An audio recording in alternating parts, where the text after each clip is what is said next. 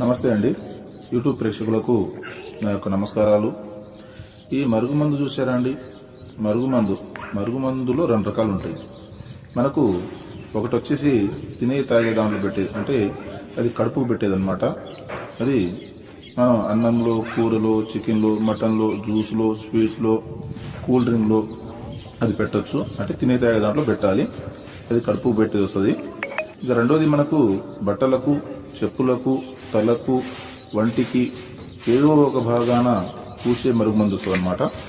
అది లిక్విడ్ వస్తుంది, అది పవర్ఫుల్ లిక్విడ్ అనమాట. అది కొద్దిగా అంటించినా ఇక మనం చెప్పినట్టే వింటారు, మన చెప్పు చేతులు ఉంటారు, అంటే వాళ్ళకు మనం చెప్పింది ఏదమవుతుంది అనమాట. దీంతో పాటు వశీకరణ పూజ కూడా చేస్తానండి.